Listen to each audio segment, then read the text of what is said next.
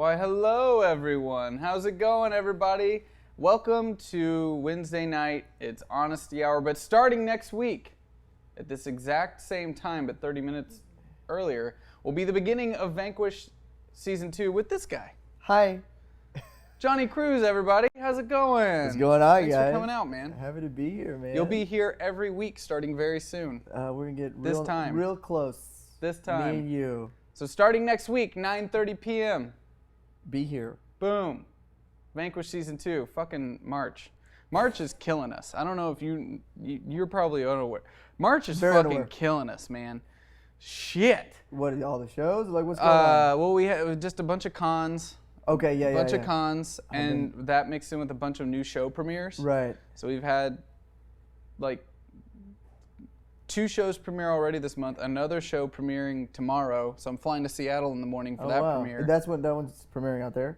In Seattle, okay. yeah. Okay. And then Vanquished next week. Okay, so well, here we go. Literally 4 premieres in a month. This guy is a machine. No, he is literally a machine. I don't understand. I'm a very broken machine. So, we're going to do a little interview here and, keep an eye out when we figure out when I can move Honesty Hour to a different day, because I know a lot of people get upset when they hear about a show moving, but I'll figure it out and I'll update you. I'll update you the second I know when we're moving these little interview segments to and all that good stuff. Now, I tell them this every week, but I'll bring it up again. So what we're gonna do here is there's questions in the Discord and in the chat room. This is an interview, so we will have sub sounds turned off, but we will dance for every single subscriber we get at the end of the show. I always purposely don't tell people that until they get in the chair. Oh, well, that's wonderful. Yeah. Because I like to dance. Great, cool. I don't. All my dancing will be from a chair by order of Malika. I'm not allowed to dance with my legs anymore. You got wonky leg? I got bad legs, man. Got really bad legs. It puts me down for a day or two. So, at the end of the show, we will count up how many subscribers we had and all that good stuff and dance to it. Now, we're only 8 away from 1,900. If we hit 1,900 during the show, I'll pause. I will fucking pause, because that's our next goal. And if we hit it, I'll be giving away... where's our fucking Megazord? We got a giant Megazord we're giving away that Saban sent us. That will be given away to a viewer the second we hit that number. We're only 8 away, so that's pretty exciting. It'd be cool to hit it tonight. That'd be great. It'd be super cool. Let's hit it tonight. For a while. Let's hit it tonight, guys. All right. So before we get into the interview part, oh, look at this shit. So our friends over at Saban. Oh yeah. Sent us this wonderful thing. What a beast. I didn't realize. Does he do anything? He like lights. Oh yeah, lights up and shit. Let me put that towards the mic so you can hear that rumble. You hear that? 2K in a hot tub? Fuck yeah, that's a great goal. Let's get 2K in a hot tub. So I didn't know that Becky G was in this movie until Malika brought it up the other day. I worked with Becky G on a project and feel like it's weird because when I worked with her, she was like 14. Oh yeah? And just kind of broke into the industry. And so it's weird to work with somebody and then realize your life stopped and they went off and did really amazing shit. You know what I mean? You're just fuck, I've gotten old. That girl is now over 18 and in Power Rangers as a Power Ranger. And I shot something for her for 17 magazine, promposal bullshit. Promposal? Yes, I shot a promposal series with dancing and singing and everything. I lived an interesting life. No, I was director of photography on that one. Fuck. Weird life. But before we get into all of the interview type stuff, I'm just gonna do a couple quick channel updates about all the stuff that's going on before we get into it, since people, Becky G is 20 now. Fuck. What? I'm getting old. Getting old, man.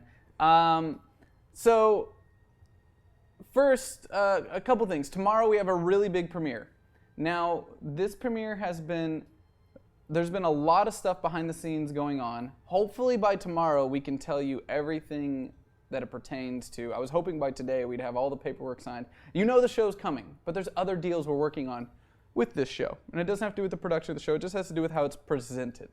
So a couple of those things mean we're still going to have interaction on the show, but we're having to tier it out now a little bit. Originally, we had planned on ramping out with the metagame and all this stuff. Ryan, Jordan, and Pillowsack have been working extremely hard on building this like back-end game that people can play while they're watching the show. That's going to have to wait. And we are no longer going to be taking tips. It will only be bits for this show. You'll still be able, tomorrow, there will be the interaction of being able to purchase advantages and disadvantages. Advantages for the players, disadvantage for the GM. And those will be through bits instead of tips. Now, I can't say much more about that deal other than that's how it's going to work. So hopefully the paperwork and everything gets signed tomorrow, and you'll find out why. And I can tell everybody this is what's going on. You know how NDAs work and all that stuff. Right. Like you don't want to talk about a contract before it's signed. There's a few things I just want to gush and say, but I know, can't. Right? Especially as a voice actor, like video games, you'll go in for, and you'll be like, oh. If you only knew. Yeah. So I wish I could tell you guys, but that's just the way it's going to be on the show. So you'll use bits to interact instead of tips. Welcome all the new people tomorrow. So make sure you welcome every new person that comes in here. The mods are going to have their hands absolutely full, but just be nice. For a lot of people, they're fans of this content. We just picked up a really big show that's been around for 10 years. Oh, wow. And it's going to launch on our channel tomorrow. So this property's been around a long time. That means that you guys are going to know how our channel works. You're going to have a much better idea of the ins and outs and our feeling and our style. They've been seeing this show their way for a very long time. So be patient, help transition them into a Thumper. That's what I'm going to say. And it takes all of you, not just the mods, all of you to be welcoming, be patient, and understand that a lot of people are going to come in and have no clue how all this stuff works. So just be chill. Be cool about it. Don't be... Actually, Emily sent me a message and she was like, be positive with them. Don't say for them not to be dicks. And I was just about to say, don't be a dick. I was just about to do it. So I didn't, Emily. I didn't tell them not to be dicks. I was positive. You're welcome. Beautiful. You'll be hearing a lot from Emily soon. Great. She's our community manager who tells me not to call the audience dicks. She sounds smart. Sometimes they're dicks. Sometimes they're dicks and you want to call them out for it. Moving on from that, the only other thing I want to touch on before we get into this interview is there's a really stupid rumor that's been floating around, and it's a very small rumor, but it's a stupid enough one that we want to call it out and stomp on it immediately and just say that it's flat out not true. There was a really silly rumor getting passed around that we don't support LGBT, which is, for one, just completely asinine. There are a lot of hosts and mods on this channel who identify as queer, and we don't choose to celebrate or market that because that's strange to us. It is just normal. So you may not see us promoting that. You may not see us waving a flag around saying that we are a diverse channel, and that is because to us, the way we see a very positive future as that diversity, gender, sexuality, all these things, the differences in that is just normal. It is not something to be like, look at us, we are so different, we're celebrating that. I don't want it to turn into a marketing tool. I don't want it to feel like it's something we're selling. I just want it to be normal. So you may not see us waving around, but that doesn't mean that we're not we support everyone here. And I know some of the rumor and things that we saw that were coming back to us some of it was because they saw that we weren't banning conservatives or deleting conservatives or things like that pop up in the chat. And right off the bat to that, I want to say we will never fight prejudice here with prejudice. Not going to happen. So the way I like to see it is if someone comes into this chat room that thinks differently, great. If they think hatefully, as long as they think it, they're not affecting us in any way.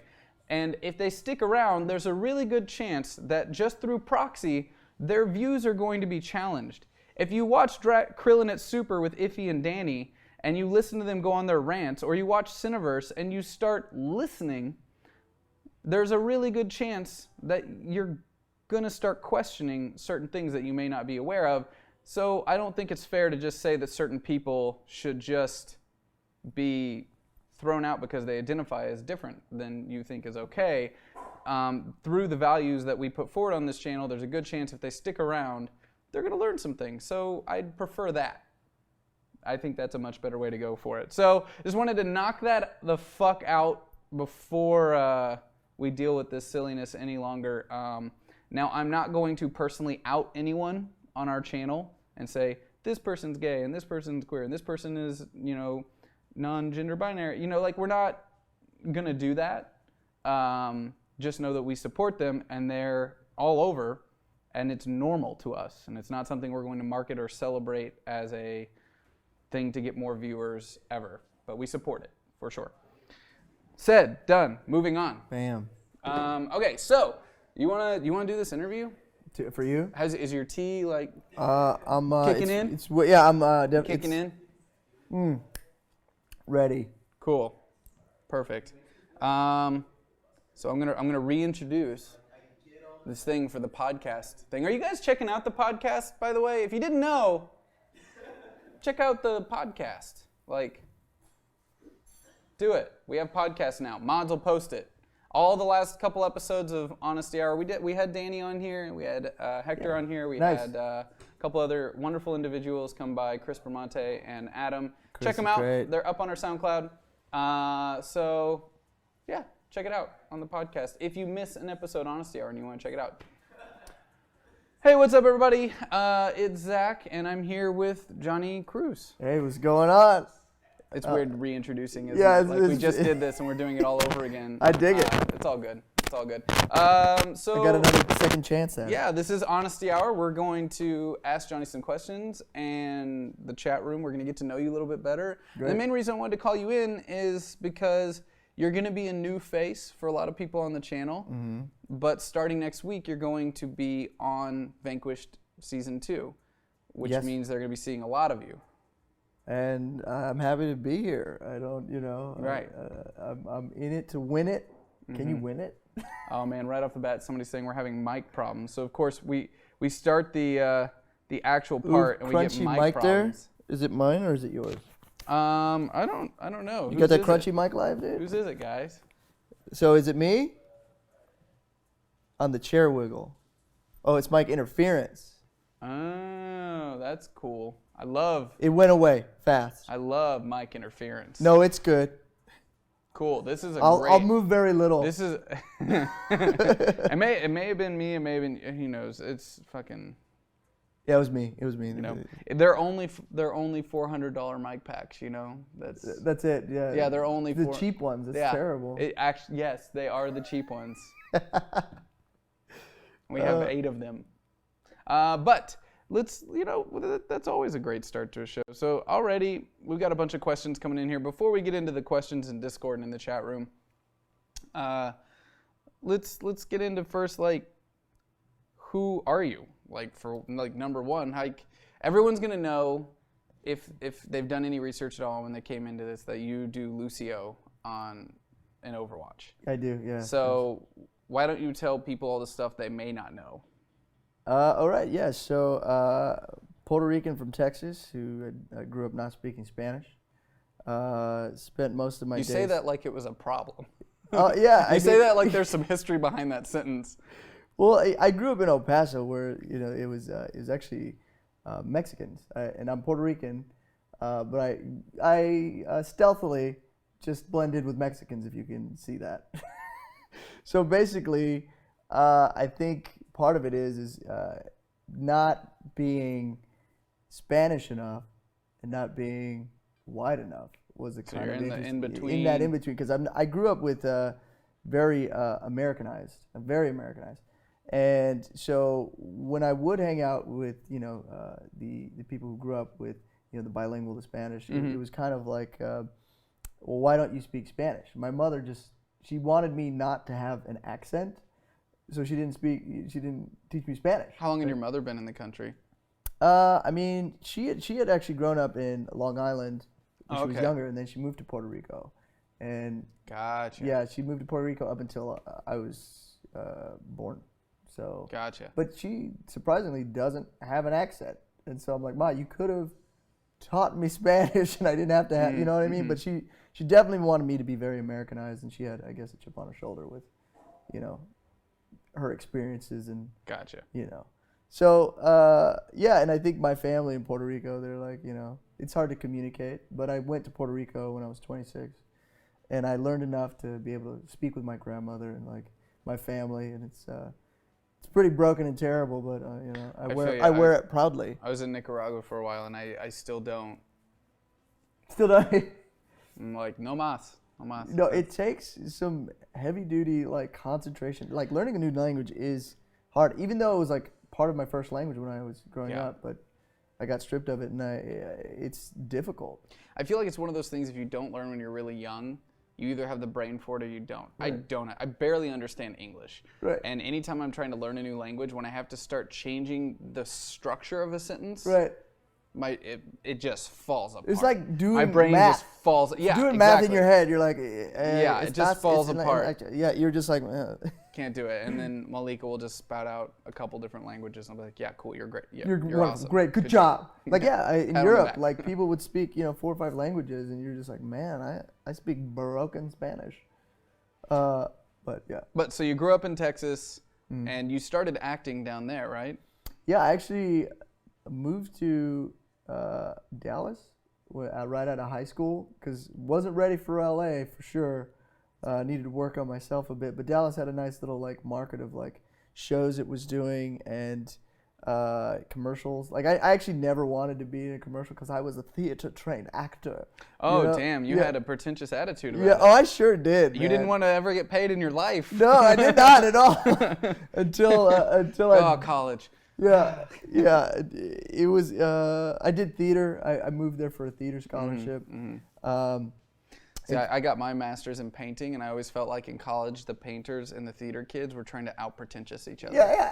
Like, it was like, no, we don't get along. You're the outward, everyone, like, theater parties were just crazy, and then our kids were like, no. Yeah. Sorry. Who could struggle harder? Right. And make it look good. Right. Make it look artsy. So I did that for a while, for sure. And then I booked a commercial. I remember him being like, oh. Damn. Was it one with residuals? Yeah, it was a Chevy commercial. Oh, you got paid. Yeah. You got paid. Yeah, I was like. Did you have any speaking lines? No, I didn't Or have was to it just speak. like walk into a truck? I was dancing with other people on a dance floor, but I was getting out of a car. It was Midtown Sound. So Did you have any like hero shots or anything? Or Yeah. Oh, yeah. damn. We were partying it up. That residual money. Yeah. After that, I was like, I will do this. And then, so that kind of helped out, I think, just as an actor, just, man, doing what you got to do, And then out there, I booked a couple, like, direct-to-DVD action movies, with, like, Kevin Sorbo. Cool. Because we do this thing here sometimes where we watch the really bad films we did when we were younger. Oh, man, yes. I have so many. I don't think I have any good good, movies that I've ever done. And I have, like, 30 credits. But they're wonderful. They are what they are, and they were a great, like, experience. I got to fire off guns, punch people around, do kicks, flips. It was great. I think people want to go back, like, already. I'm saying, like, wait, you worked with Kevin Sorbo? Like, that's... Like... Yeah, Dolph Lundgren, Kevin Sorbo. Wait, okay, Yeah. That's like on a whole nother level. So, what shitty action movie were you in that included Dolph Lundgren and Kevin Sorbo? So, there were 2 separate Because ones. they're all going to IMDb it immediately. Yeah, no, it was... Find the YouTube. So, it was Walking Tall, Lone Justice. So, out of the Walking... Not with The Rock. Kevin Sorbo replaced The Rock. And then I'm in the third series of it. Straight to DVD. Yeah. And so that one, I played a typical drug dealing Hispanic, which I was happy to play at the time. I was like, I'll do it. I'll do whatever. And then with Dolph Lundgren is called Missionary Man, and he wrote, directed, produced, starred in it. yeah, it was wonderful. And here's that's such a funny thing to do when you're coming at something as an auteur, but as the third in a series. Like, no. I want to produce, like, Walking Tall, that was a great franchise. I want to put my spin on it. But as Walking Tall number 3, like... No, that was with Kevin Sorbo. Oh, no, this is a totally different movie. Oh, so it was just straight up auteur, like... yeah, he did it on his own. But it was it was his own deal that he wrote, starred, directed, and did the whole 9. And did he do this all down in Texas? Like, was he working with an indie studio down there or something? I think it was with Sony. Sony, yeah, I think because it was the same producer that had done. They were both Sony. And so, like, yeah, they had these Sony blows my mind because they do some shit where it takes them 10 to 12 fucking years to make a good movie that's like a script sitting there for years and years, and then they'll just be like, yeah, fuck it, like just Dolph Lundgren wants to make a movie. Let him do it. Why not? Well, yeah, these guys are still like hot internationally in some ways, so it's still like, So it's just like it's a low. They're gonna give him. What is it even like $1 million budget? Like right at $1 million, I think is what it was. Yeah. That makes sense. Yeah. And it was. I mean, they were fun. They're not movies I ever recommend anybody watch. No, I want to watch them now. I definitely want to watch them now. So, what was your part in the Dolph Lundgren film? So, in the Dolph Lundgren film, I play a drugged out Native American. I was just about to ask if instead of a drug dealing, if it was a drug doing. No, here's the thing. My career, I've done, lots of drugs, been around drugs, was going into jail, just got out of jail, and that's when I realized I needed to rethink my life. And then Lucio, yeah. Which is so funny. But yeah, like I played a drug dealing or drug fiend Native American, and I kind of help them with the information around the town and what's going on. And the one thing I'll always remember from working with Dolph Lundgren is there was a scene where he wanted me to like cry, right? And so he comes up to me, he like gets in my face and he's like, "How you doing? You doing okay? You doing okay?" I'm like, yeah, it's fine. He goes, "Cry!" And I was like, more surprised than anything. Then he shook me and he goes, "Cry." This is a real thing that happened. And I'll never forget that. Best direction I've ever had. Oh, and then there was another scene where I was like, he's got such an intense face too that maybe he just learned that like when he does this to women, it works. So. Oh God. No, I was kidding. It works. It's that intense, like, yeah. And then I remember just I had just gotten shot, and I was asking him after I did the scene. I was like, "Is there anything else you want me to do?" And he literally looked at me, and goes, "More pain." And I was like, "Got it, more pain, got it." God, I imagine him saying that, like, the way I picture him in mind is such a unique creature. Like, I imagine him saying that with glasses while reading some like French prose, like Proust or something, and then looking up more pain, like his direction style. This mix of just like the ultimate man's man, but yet somehow this intellectual that doesn't really, I don't. Well, he's such a smart dude. Like, yeah. I mean, he went to MIT or whatever, and like, I mean, he's a fascinating dude. So.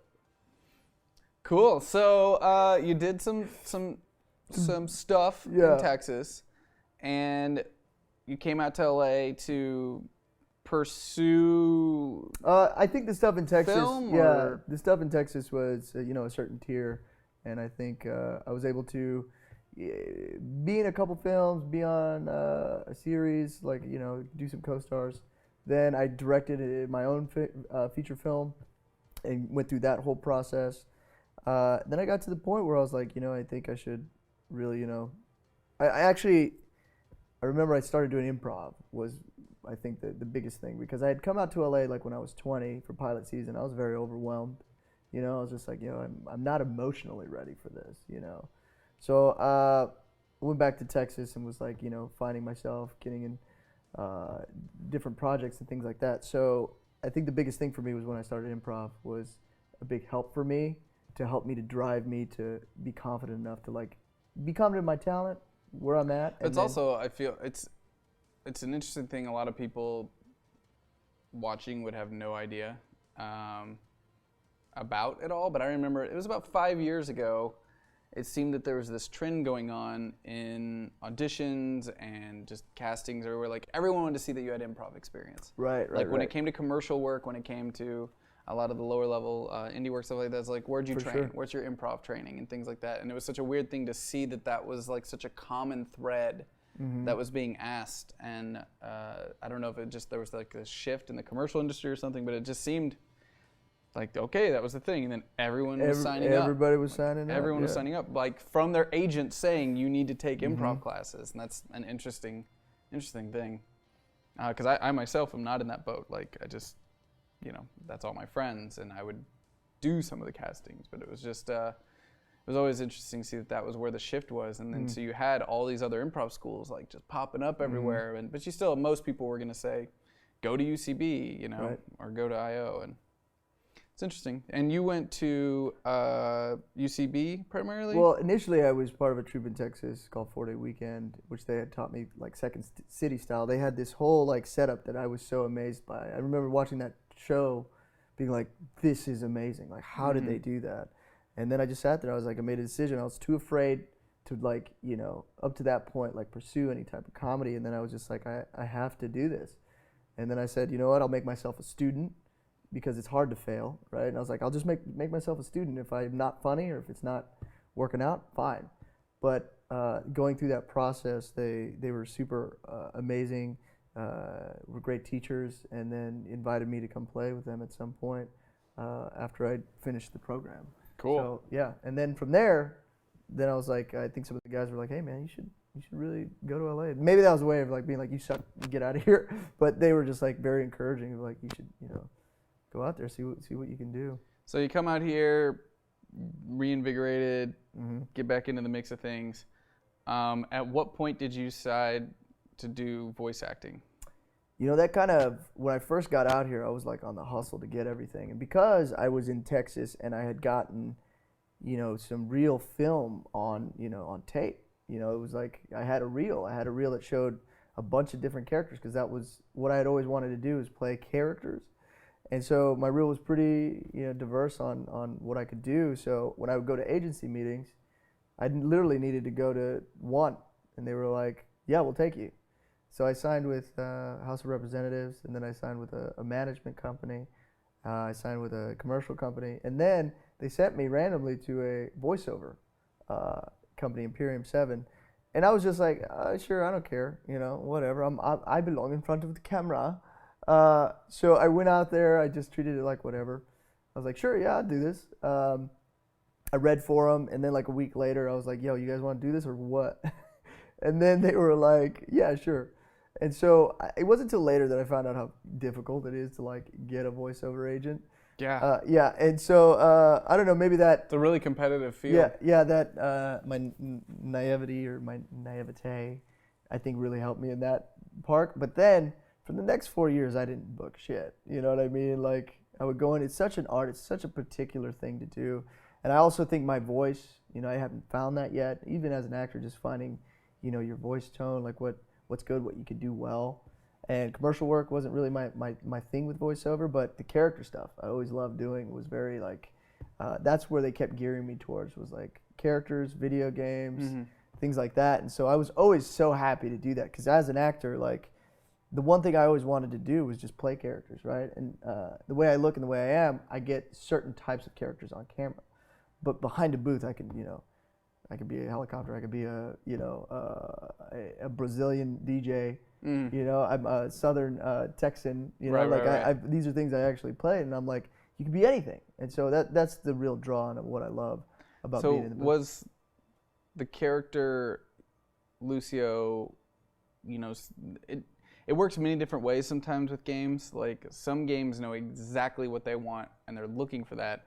Other games have people they want to work with, and they like workshop some stuff. You know, like, did they come to you? Were you auditioning for a very specific type of voice, or did they see your character in a character reel and say, "Can you try that one? Can we see what that's like?" You know? No, for this one in particular, I had gotten an audition for a game that it had a code name. I guess I didn't know this at the time, but it wasn't under Overwatch. So I went in and it had a cover of a Hispanic kid with a cap and a skateboard. He was like 16. It said nothing about him being Brazilian, but it said he was like encouraging and like kind of cool and like the dude that you want to be friends with. And so off of that, I was like, yeah, I can do that. And I read the lines and just gave him my best, like encouraging, loving, free-spirited kind of read. Mm-hmm. And I remember sitting next to this girl, and she was like, "Yeah, that you're gonna get that. That's you."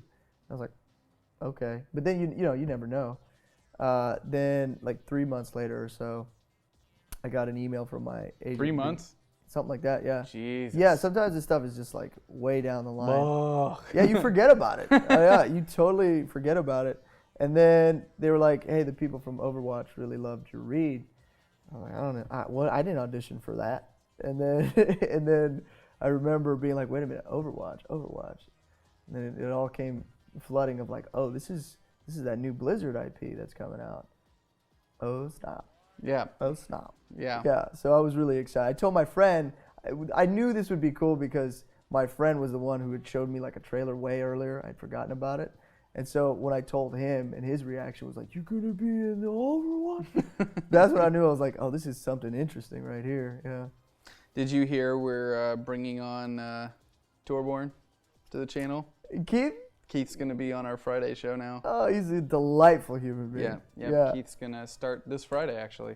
Yeah, bring it all. You got Darren, right? Doing stuff? Or Darren is, for the time being, had to step back a little because his con schedule overtook. Oh, like all the con stuff? Yeah, like he got booked out. But Keith's like, I'm free. He's like, "It's perfect. I have a kid and I put her to bed and I've got the night open." So that's great. Yeah, so Keith's great, man. So have you? I mean, so Overwatch comes out. You know, I'm sure you knew the second promotional material started. You were like, "Oh shit, this is going to be pretty big." I think it was not really. I think what started to happen was, as I was with some of my friends, a lot of them geek out on games. They'd be with somebody and they'd be like, "Hey, this is Johnny. He's Lucio in Overwatch," and it'd literally be like this. "You're Lucio?" I had never seen that before, ever. Like, just that level of like, just a moment that they would have. And I was like, "Dude, yeah, it's cool." Then that started to recur. And then I was like, "Oh, these people really love this game." I mean, yeah, that game was in beta for a really long time. And people were playing it, but it wasn't until it like hit public that it became like, yeah, like this crazy thing where all the characters were being cosplayed everywhere. And yeah, so the reception I've been getting has been so phenomenal. Like, everybody's so nice, and like, I would have never expected, this kind of reception for a video game, but you guys spend hours with these characters and you relate to them, and they were made to help you relate to them, that in that inclusive feel of like everybody's represented. Have you gone, well, I know like this is one of those questions, like if you have, you wouldn't be able to talk about it, but has there been any other roles come up that you're excited about, like voice wise? Yeah, there's one that's like, it's coming out. Yeah, I got to play a Southern Texan. Cool. And that was fun for me. We'll leave it at that. Yeah, we'll leave it at that. Leave it at that. And they'll start, because they're the internet, figuring out every single fucking game for the next 2 years that's got a Texan in it, most likely. Yeah, right. So that's what they do. So, yeah. Are you still acting, or are you? Like, right now, I was like, I'm doing a little bit more producing and still doing voiceover, but I'm doing specific auditions that I'm requested for. I'll do those. Yeah, so that's kind of where I'm at with acting. Mm-hmm. Are you currently? I mean, what you're doing is very similar to what we do here, right? Like Yeah. live production. Live productions, Kind of yeah, stuff. and we're moving to doing like also VOD productions, like, so that's kind of like Cool. we're in that hybrid. Cool. Yeah. Sweet. So we're gonna get into some audience questions. We kind of get a little backstory in there, which will lead to them giving more diving questions and asking some Right. more stuff. They're all In Half-Life 3. That's great. so like Danny breaks all the news. Danny broke the Aladdin shit yesterday. I was saying Danny tweeted the Red Dead casting and confirmed Johnny is main. They're probably making all that up. That's so funny. That's hilarious.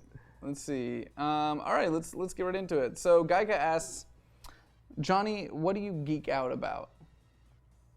What do I geek out about? Oh man, food. I love to eat food. That's probably the one thing that really will just make me change my attitude real quick. Okay. Yeah. So, but what else do I geek out about? I think I don't know. Zelda.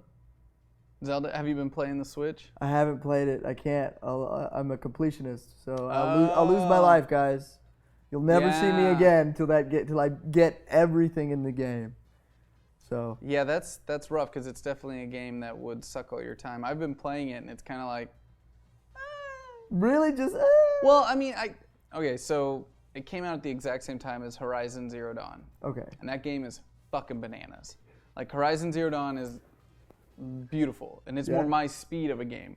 Zelda's good, but I'm like, oh cool, like I'll play it on a plane. Well, did you play it before No. this ever? Okay. I'm not a See, fanboy. Yeah, you don't. Yeah, not a I'm a fanboy at all. fanboy, so it's like, there's such deep-rooted memories attached to Right.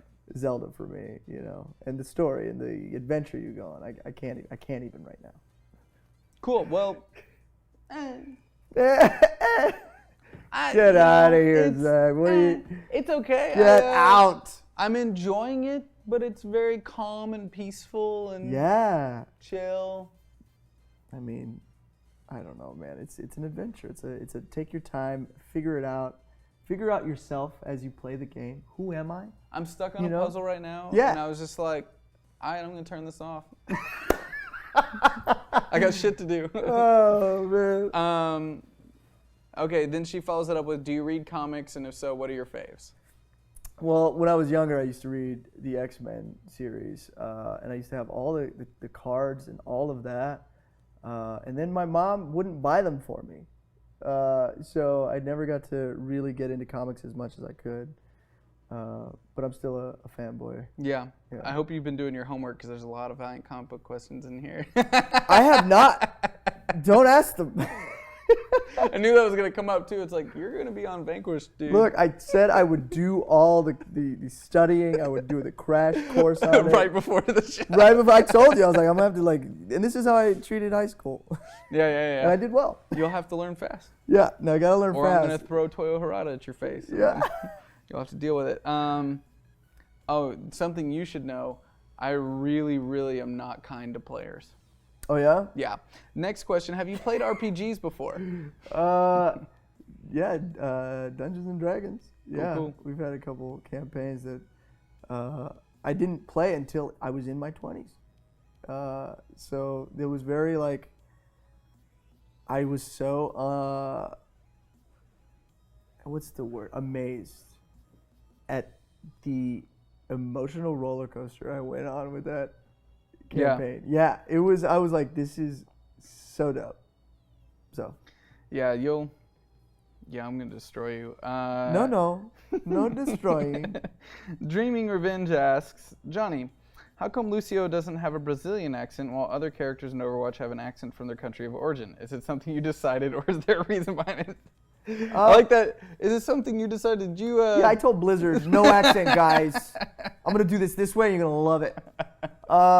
No, I actually, when I got the specs, there was nothing about anything on there as far as like accent goes. So I just kind of played, a hyped up version of myself.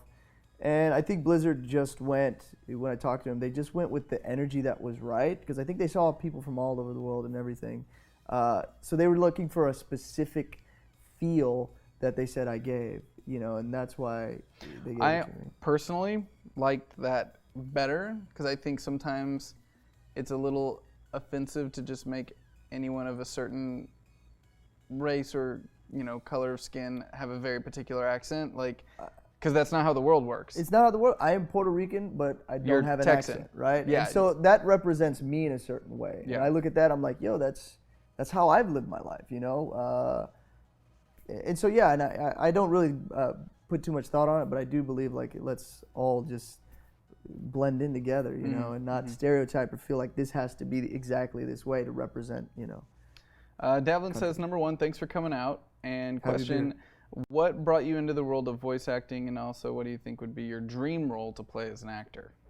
As an actor or a voice actor, does it matter? Well, a dream role would definitely be like a superhero. Everybody wants a cool superhero. Like, I see beyond color, like to play Tony Stark. That would be like something I would love to do. You know what I mean? Like you and Malika both, man. Yeah, yeah, man. And so that would be like that would be a dream. So like to see beyond like what actually is and just be that thing, and people just accept it and be like, yeah, that's the essence. I love that. And yeah, just voiceover just kind of started happening a few years in, and actually kind of after Overwatch, like whatever energy that was, I just started booking a bunch of stuff right after Overwatch, and I don't think it was related. Mm-hmm. Yeah. Hardliner says, Johnny, if you went camping and came across a bear, are you excited for the Wonder Woman movie? I like her. Who's that? That's Hardliner. Hardliner. Coming with the flip there. I haven't seen anything. Well, actually, I saw some fan boy movies on Wonder Woman that I really liked, but I have no idea. I haven't seen the trailer. Going in pretty blind? Huh? Going in blind? Going in blind. And I really love going into a movie blind with nothing to expect, so I'm not disappointed or I'm not appointed. You know what I mean? It's just like no hype. Just let me watch it. I went in to Get Out with no expectation. I was like, oh, yes. I want to see it really bad, and I I haven't seen it. love it. Yeah, I got to see it. So, Uberbaldi asked a question. Dude, throw it at me. I don't care. Johnny, if given the choice between Torbjorn, McCree, and Reinhardt, who would you fuck, marry, kill?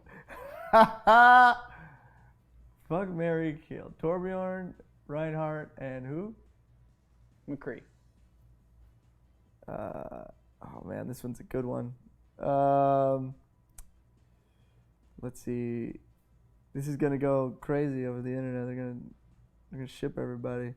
You know what? Since I love Darren DePaul so much, I'll marry Darren DePaul. Good choice. Good choice. And then I think I'd have to, with that silky smooth McCree voice, I'd have to fuck McCree. Think everybody saw that one coming? Yeah, and then I'm sorry, Keith. I'm sorry. Cool. Great. Thanks for your question, Uberbaldi. It was a good one.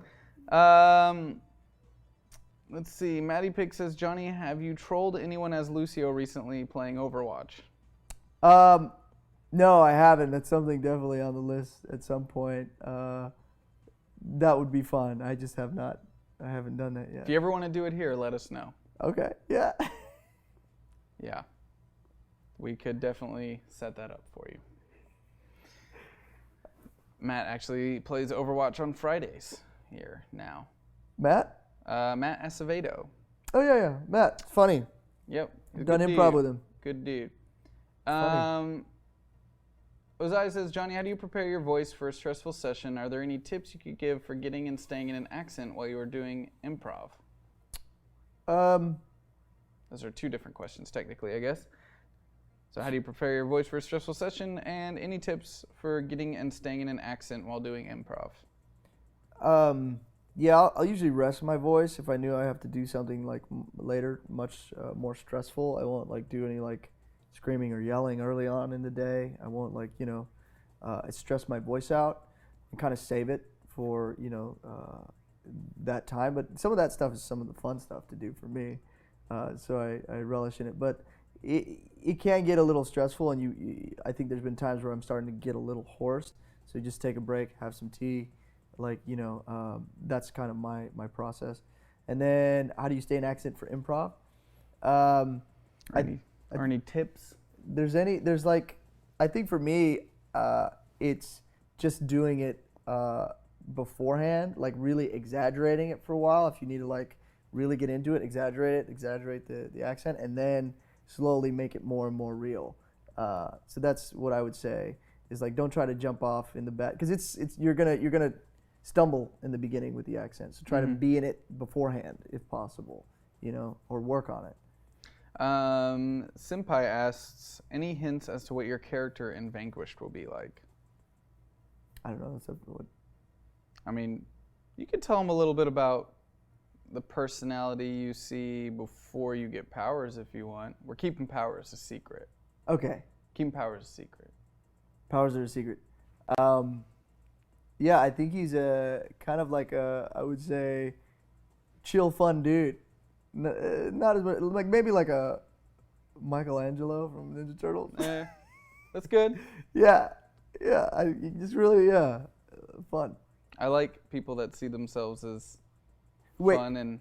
Who was your favorite ninja? Who did you associate as a Ninja Turtle? Donatello. Donatello. You're such a Donatello. He's a brainy little dude. Donatello, for sure. That was my favorite. I hope we don't have any Leonardos on the team. Oh, right. I bet Danny's a Leonardo. Danny's a Leonardo? I could see Danny being a Leonardo. What is Iffy? Iffy's like a mix. Well, his character is going to be straight up Raph. Yeah. More like Raph. Raphael. Iffy as a person is like Raph mixed with Michelangelo. Yeah. But. Exactly. I would also say I'm a mix of Splinter and Michael. No, not the character. Which version? Me as a person. Which version of Splinter? Because he's the one I think that changes the most wildly. Does he? In which, I would say. Well, some of them try to make him casual and funny. Other versions try to make him more very strict sensei, father sensei figure, and others are like, haha, I made it funny. I love how I made it funny. Yeah, just an older, I feel like an old man, but also like a 14-year-old boy. Cool. That's kind of how I feel as a human being. What character from any game in the past do you wish you could have voiced? Vegeta from Dragon Ball Z. Him and Piccolo were my favorites. The bad guy's gotten good, man. I always love. Yeah. That little bit. Did you ever see Dragon Ball GT? I didn't. I never. So Vegeta has a mustache in that. No way. And we made an announcement on the stream earlier today. We have this big charity drive coming up. We're trying to raise $150,000 for the Halo Foundation. If we raise $150,000, I'm gonna get Mustache Vegeta tattooed on my body live on the air. Guys, I'm gonna donate. I'm donating today. I'm guessing my mother will tune in and say, how do I counter donate to keep this from happening? But she'll have to get over it. Somebody already posted the trailer in here for Missionary Man. Did they really? Yeah. Thank you, guys. Give all that old terrible stuff some love, man. Jonny, what is your tea of choice? Oh man, I'm actually there's a tea throat coat if I don't want caffeine. If I want caffeine, it's probably a vanilla almond. That sounds good. It's good. It's very nice. It's a nice flavor. Yeah. I forget who makes it, but there's this one that comes in a tube. Tube tea? Tube tea, and it's got two ladies on it. It's great. I don't even know what it's called, but they make good tea. Yeah. I'm a big fan of. I like to go to the Korean market and get this ginger and lemon and cayenne powder mixed tea. Pretty good. It's good. Super strong. Cayenne. Oh yeah. Yeah, you like a little kick in your what? Oh yeah. Oh yeah, clears me out. Sounds terrible. Nice burn. Let's see. Since you both have made films, what is your biggest takeaway from the experience? And what is the sub-goal for you two co-directing Modern Tragedy 2? We showed the first film I ever made on the channel once. Amazing. Called Modern Tragedy. I was the writer, director, star, DP, editor. Right. I was the same thing in all of it. Yeah. Not good. Yeah. No, they're never good. They got a real big kick out of it. It's technically the most financially successful thing I've ever made. That's a win. They made a lot of money for charity, and great. Yeah. That's funny. So what is the biggest takeaway from that experience of making a film? Do it, finish it, and then do it again. Yeah. Don't think about it. Don't sit and fret about it. That's all I could say is like do the film the best you can with the resources you have. Put it out there, get it out there, and then just do it all over again. Don't stay stuck on what happened.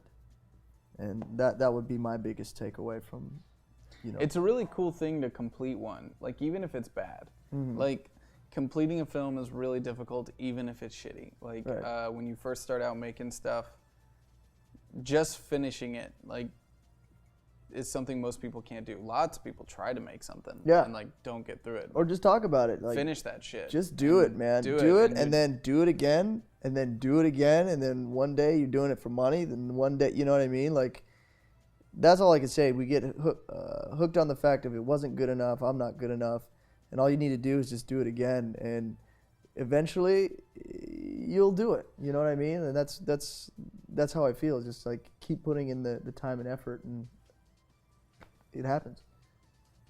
Or you make one and you go, fuck, I'm really bad at this.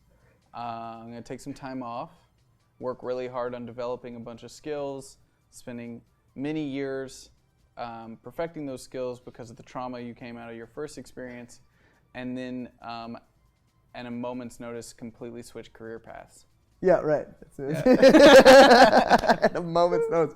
Once you've gained all the skills. I'm like, oh, cool, a job that pays me. I guess I'll do this thing now. Yeah. Great. Do you have a smokehouse? And how often do you do Texan barbecue? Is there like your favorite smokehouse that you go to?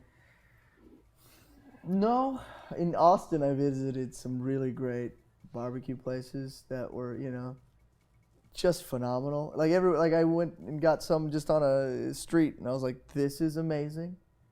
But no, I don't have like a favorite. Why is Kansas City barbecue better than Texas barbecue? I wouldn't know. How do you? I've never had Kansas City barbecue. Have you had Kansas City barbecue? So you agree? Cool. Moving on. Wait, no. Strength to strength. Do you think you could fight a 300-pound scientist? What is this question? A 300-pound scientist. The strength. Seems like I'm... This has just turned into all in jokes. This is great. We're going to have to do a strength to strength competition, okay? If he thinks he can beat a gorilla, strength to strength. What? So... Does Iffy not know the actual strength of a gorilla? But he said strength to strength. Which the means gorilla what? Was... His strength? Like the way he explained it is like if a gorilla was weighted down to where like the pounds per pressure or something like that, or like equal strength to strength, he could beat up a gorilla. I mean... So I think we need to do a strength to strength competition soon where... How would you even do that?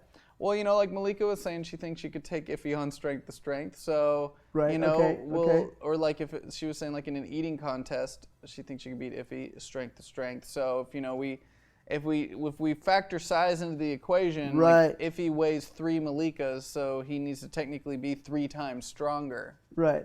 Than Malika. Yeah, so he would have to eat 3 times more. Or if it was a strength competition, say they were doing like push-ups or weightlifting, like he needs to be able to do at least 3 times as much right. strength to strength, right? I see what he's saying. I see the math Yeah. here. So I guess No, the I math don't. makes sense. Yeah, I don't know. Strength to strength. I don't want to fight a gorilla. That seems like the stupidest fucking thing you could do. Why? I Why don't. would you hit an animal? Ask Iffy that. What? That's the better question. Why do you Iffy, why think- would you hit an animal? Iffy, why would you hit a gorilla? It's terrible. God, these questions have gotten terrible. I like it.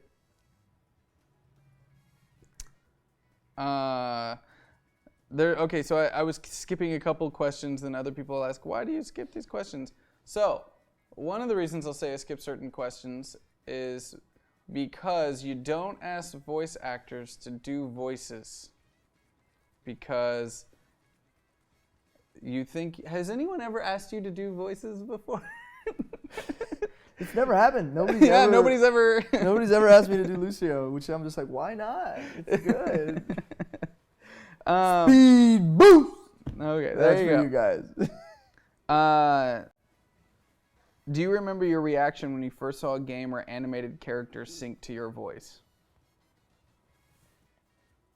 Yeah, when I saw Lucio for the first time, I was like, I don't know if that fits. You know, like in my head, I was like, Because you heard yourself, and then, yeah, I was like, is anybody gonna buy this? I was Yeah. like, I don't know if that fits. And then people did, and I was like, thank God. like, oh, people like it. Great, Yeah, my voice isn't that bad. Huh? great. Good job, me. So you work in live production right now, but you said they're possibly doing some VOD type stuff. How long have you been doing that? I mean, I've been making stuff for years. You know, I've been making web series and all kinds of stuff. You could check out Cool Wheels. That was one of my first forays. If you want to watch something ridiculous, watch Cool Wheels 1, 2, and 3. That's basically, if I could do anything in life, is just make like Cool Wheels the series, which is like Saved by the Bell on acid. It's just a stupid series. But like really ridiculous comedies. Like I was such a huge fan of like parody movies, Scary Movie 2, Airplane, like just the ridiculous stuff. In like the Ace Ventura, like the really big character stuff, I really love. So I've been doing that for a long time, and then I kind of got a gig, you know, doing like live, which was kind of like this new world a little bit, and I've been coming and picking Zach's brain and be like, what is this? And it's fascinating to the interaction with fans. Like to do it is a wonderful like experience because you're there with these people and you don't realize how fast the time's going, just enjoying it. So how to make experiences that fulfill that, and I think you guys do a really great job out here. I'm really impressed. It'd be interesting. So, but you haven't necessarily been on like a sequential live show before. So Vanquished will be your first. Yeah, like, it's my first live show. It's really interesting. I'm excited. It's a unique experience for sure. Because, you know, for the most part, when we're doing Vanquished, we'll have like the chat rooms off. You won't be able to see the chat, but you'll feel their presence through how they're interacting with the show. Like you'll start to feel that. And the only reason we turn the chat off is because it's pretty distracting when you're in an intense role-playing moment. Right. To go over and look at the chat and then be like, oh shit. Yeah.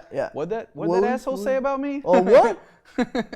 Pretty No, distracting. I've been trying. But the reaction's really cool because Yeah. it's really easy to get attached to stuff when you're watching it live with a group of other people and you get to respond to those things. It's a really neat thing. But outside of that, so like the job that you guys are in like right now with this live production stuff like that, you're mostly behind the scenes. Yeah, mostly doing like just producing it and finding out what works. But yeah, definitely digging it. You know, so I'm seeing where that will go. Are you doing more like producing or directing or? Producing and directing, both of those, which is different, a little bit different for live. You know what I mean? You know what I mean? Yeah, it's weird. It's kind of like, I don't know. For film, you have so much control. Yeah. You know, and then live is very much like it's reactionary. It's like improv. It's very reactionary, and everything's like it's an ebb and flow constantly ebbing and flowing. And that's not everything. Some live productions are tight as shit. You know, like you go to, you know, a sporting event or something like that, and it's just like, right. There's a rhythm, there's a format. You knock this format out. It's like doing produced content right. in that sense. But you know, a lot of this kind of new media live content feels so, I don't know, it was really hard for me at first because I'm a very controlling, and in that sense of like, I loved pre-production on film. And like when I was doing, you love, I'm not pre-production at all. I'm production and pose. When I was doing cinematography, I would build giant layouts of like all the angles, the exact like lens usage, like testing all the lenses, getting all the like where the light was going to come in at certain times of the day, how we were going to post these, you know, other lights up, and building entire diagrams that I could print out PDFs and hand to the other crew members and so be like, all right. So you spend so much time doing that and not anything about actually making the movie. No, I do it. I mean, that was like my job at the time. Like when I was just doing that, it made it very clear. But I like doing that because the more I've envisioned it ahead of time in pre-production, when I actually got on set and if something came up, I've already thought about all the different ways I could cover it. You know, like I already know, like, oh, okay, well, we've already planned for that possibility to happen, so we've got this tool here and we've got this here. And, yeah, that's helpful. Absolutely. And all that kind of stuff to just be prepared always. Yeah. And when I first started live production, fucking shit, like that, I was just freaking out constantly because it's just like, oh, this isn't ready. And I still do sometimes where I'm just like, why the fuck isn't this working? Right. Because, you know, it was so nice to be able to just make sure it was right. You know, rehearse, you know, do your movements, get your placement down. And it's like, now it's like that camera's off kilter kind of thing. And you're like, fuck, let's just go fix it, you know? It's like in the middle of it's fine. Just cut to another camera, we'll come back and we'll fix it. And it's just like, fuck. Because you're just always moving. So it was weird. It was really hard for me to adapt to. So it's... Would you say you're doing better with it now? Like, I've gotten a lot better over, you know, this is my third year of doing this now. So it's. And do you like it as much? You know, that's debatable. I like aspects more and aspects less. You know, like I think it's fairly even. There's certain things I like more. I like that when you do it, it's done. Like once it happens, it's happened. You move on and you go to the next thing. Like it allows you to have accomplishments every day. So something I like about live production is that every single day is an accomplishment. You get through a day, it's a fucking accomplishment. Right. You got something done and you have something to show for it. Sometimes with film and production, you'll work for so long without seeing any movement, without seeing any progress. And then when you're in it, it's, you know, you're in it. But then there's just these waiting periods where you don't get that satisfaction of completion. Right. So I really like that aspect. But at the same time, that's kind of the downside too. Like it happens and it's over. And if it doesn't like really hit with an audience, if it doesn't like take off, you know, it's, you know, there's so many, you just got to get ready for the next week and just get ready for the next one and just keep trying to make it work and keep trying to make it work. And you get to do it over and over again, but it's just, you can't, you know, like, okay, that screening was okay, you know, but let's tighten this little thing up in post and let's move this around for a better result here. You know, like there was certain things I really liked about that, you know, in the edit, being able to find these things that you didn't even know could be in there. Yeah, the moments for sure. And, you know, you'd watch it over and over again and you'd find that stuff and just really start nailing it down until you got it just the way you wanted it. And here it's just... Whatever it is, it is. Whatever it is, it's done. And then that's a moment of just like being able to be at peace with it all. You know what I mean? Like, yeah, so it's like simultaneously like good and bad, you know, it's just different, just totally different. Another question come up. So what are your goals for career options? More VO work, or do you prefer work in traditional movie, TV type work? Which is a better fit for you? I mean, I've always liked on camera, but I really have been digging voiceover work. I think if I had my pick, I would be producing a show that I'm in. That's an actual show. Probably, most likely, comedy with bits of drama. That would be the ideal. Yeah. Let's see. Do you take inspiration from? This is worded a little strange. Jonny, who do you take inspiration from in both your personal and professional life? Inspirations. I think, I mean, growing up, I loved Will Smith a lot. Actually, he was somebody I enjoyed watching, and then Gary Oldman for his like craft, you know, just being an actor. Like, I remember watching True Romance and seeing him in the movie. My friend was like, "That's Gary Oldman," and my brain was like, "That's Gary Oldman." Like that level of like transformation to me. Yeah, there was a time there where it was like a 10-year period where he was just. Yeah, his characters were unbelievable. Yeah. So yeah, I mean, I looked up to, you know, some of these character actors. I actually loved Jim Carrey so much, you know, and then, you know, as far as people in my life, I think right now I've got a friend that works, used to work with me, that he just gets the job done. You know what I mean?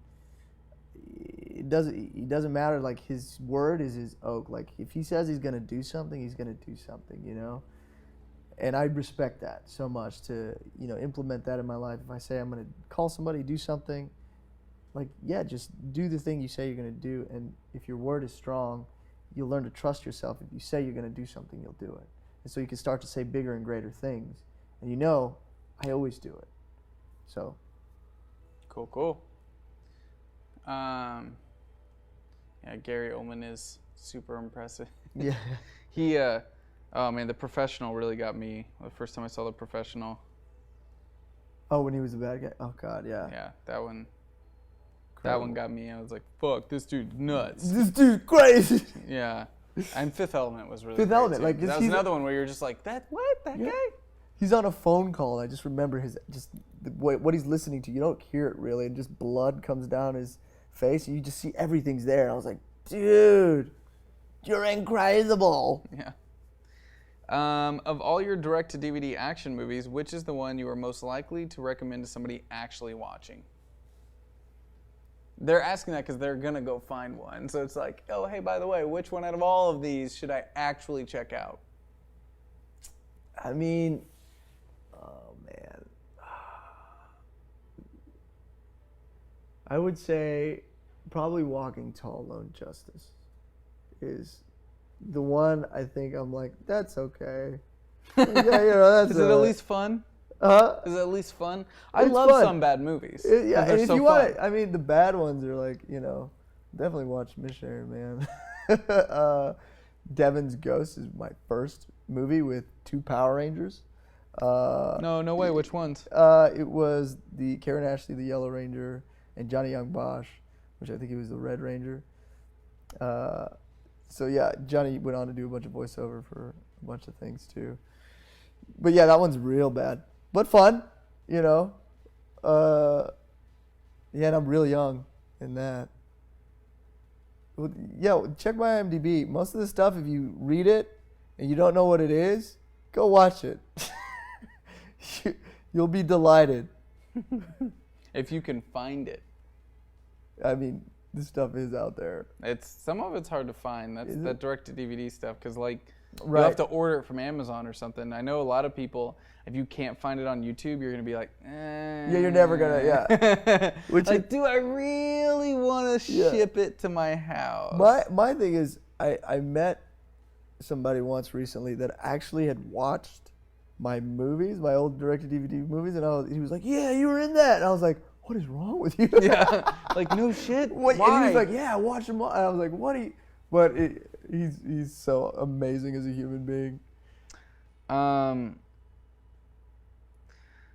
Like he says, Jonny, if you could enter the world of any movie, doesn't matter if it is real or imaginary setting, which movie would you visit? Which movie world? Movie world, huh? Mm-hmm. These are interesting questions here. If I was in a movie world, which one would I visit? Well, definitely a movie that I won't get killed in, It's very low stakes. What would that be? Dumb and Dumber? One of my favorite movies. Where somehow, just like being a complete idiot, things work out. Yeah, that's great. Yeah, being a complete idiot, things work out. Life just happens to go your way. That would be a great world to live in. Man, for myself,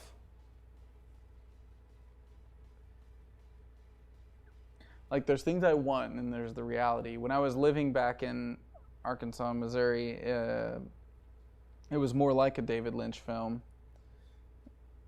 whether I wanted it to be or not. What I want, I'd probably,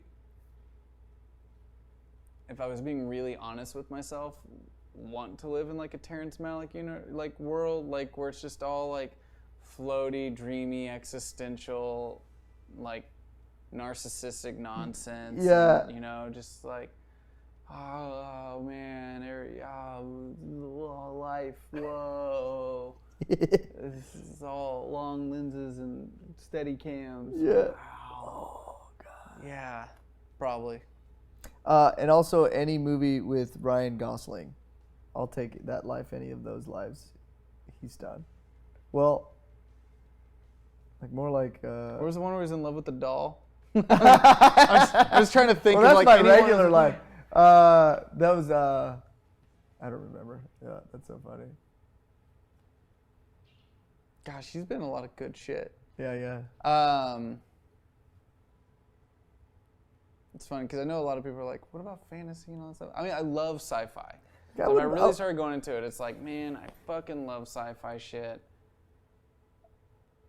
I'm really digging The Expanse right now on TV, but I wouldn't want to live in that universe. Yeah, like you don't want to live in these universes that are all filled with drama and stuff because you know at any moment's notice, like. I mean, Star Wars is pretty cool if you're not like a Jedi or in the Empire, maybe. I don't know. Actually, I guess.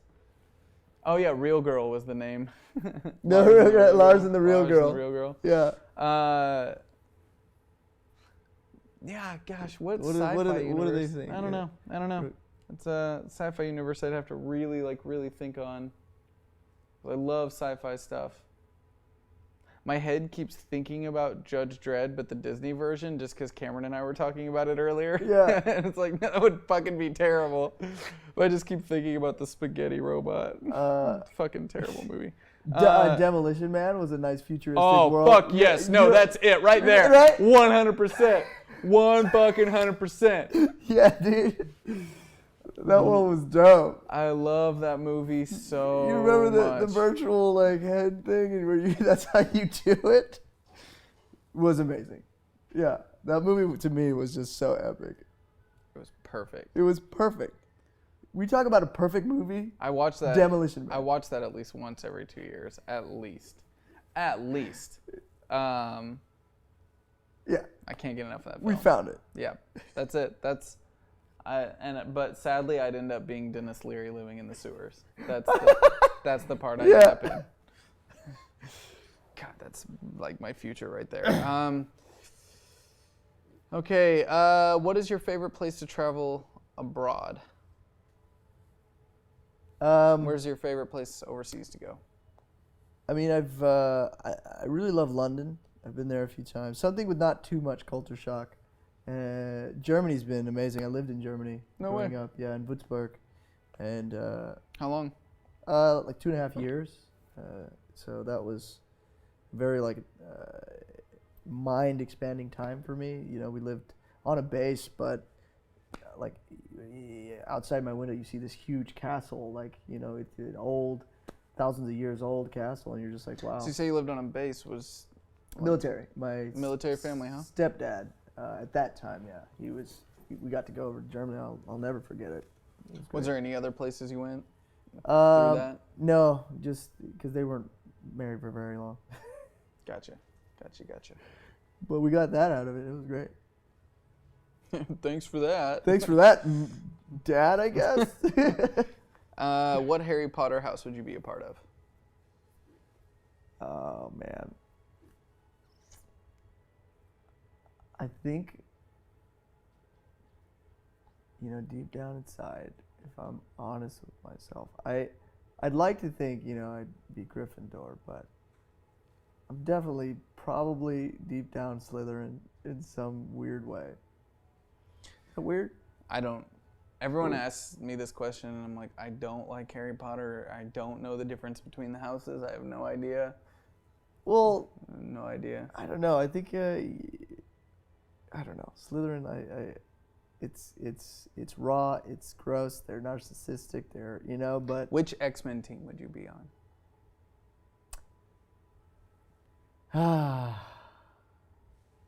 I mean, honestly, what I really maybe just it's because I like the movie so much. This isn't even X-Men, but this is Marvel. I want to be part of the Guardians of the Galaxy. You want to be part of Guardians? Yeah. The current movie version? Yes. I think it's just because it was done so well. I had never read the comic or anything. It's my favorite Marvel movie. You know what I mean? But, Days of Future Past is up there too, but I really liked Guardians. Like Days of Futures Past? Days of Future Past. I think that's the one. Have you seen Logan yet? I have. I'm gonna tell you, this is gonna be very controversial.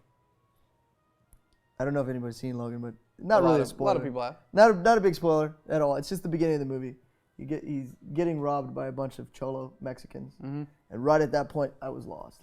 Let's write something a little bit more. Hector kind of said the same thing. Oh, did he? Yeah, I was lost for almost through the movie. The big argument that a lot of people came back at him with was that the Hispanic women were saving the kids later and stuff, and he's just like, start the movie with Cholo Yeah, no, and sometimes there's with me is when you're casting diverse, and I see brown skin being bad, you could cast a Hispanic person, but their skin is also white. And I also, don't totally deem that as you're kind of getting around the fact that you're not actually casting brown as heroes, right?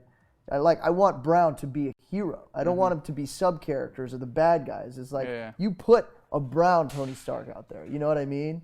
And not from the ghetto, and not from fighting drugs in the barrio. No, put him as nothing but just a straight hero. That's how I feel. Mm-hmm. And I don't think that's been represented much. I love The Rock because I think he transcends all the things. Yeah. So it's out there. You just need to continue doing it. Yeah, it's hard to not like The Rock. I do feel like he transcends a lot of different aspects of that stuff, and if he does choose to run for president, I'm sure he could win. He'd be the great unifier in a lot of ways. Oh yeah, let's get him in there. It'd probably suck if he was just terrible at government, and then everybody got really bummed out. Yeah. And who knew that you have to actually be good at that? What D&D class would you actually be if you had to pick one? Class? You're not talking alignment, you're talking class, huh? I don't know enough about the different classes to know. There's druids, there's or is that different? Yeah, class, it's monks, kind of a class. Monk, druid, paladin. I'd definitely be a druid. I think I'm very an earthy, kind of connected to the earth kind of guy. I'd probably be paladin, I guess. Most likely. I don't know. These are hard. I don't know, man. I'm guessing the hard-hitting questions. Maybe a barbarian.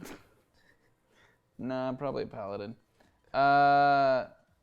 Fighter, thief, cleric, wizard. That's what he's saying. Basic ones. Fighter, the old thief, school cleric, basic wizard. Ones. I'd probably be a wizard for sure. Fighter. Learning the spells. Any answer other than wizard is wrong. Yeah, okay, whatever. Since you mentioned geeking out about food, what's your favorite thing to cook, bake, or that your family cooked, baked for you? My mom used to make some mean, rice and beans, just some typical Puerto Rican rice and red beans. It's great. I don't eat that too much anymore. What what do I find myself eating nowadays? I'm very lean meats and like vegetables is where I'm at now, and ice cream. I'm all about that ice cream, guys. Food connoisseur. Food connoisseur. Ice cream. And Thai Rice food. I swear to God, I get Thai food like every day. There's a spot by my house. It's called Otis. The Thai food is spectacular. Yellow curry, and I literally need it. Yeah, we're in the kind of Thai district right here, so there's a lot of really good Thai restaurants close by. Some really good stuff. And Malika's known to cook some amazing, really amazing Thai food. Oh yeah. So Final Fantasy Master asks, are you familiar with the new Spider-Man Miles Morales? Yes. Have you read any of his stuff? I haven't read it any of his stuff. Really fucking good. Yeah. When you talk about a hero that's just, Brown. you know, they're not trying to make it like, you know, yeah, he's a normal kid. Yeah. With his own struggles, and there's, you know, race does factor into some of that, but for the most part, he's Normal kid. a normal kid. Love that. Yeah, he's I'll great. pick it up. Definitely pick it up. Let's see. All right, so we're getting towards the end of our questions here.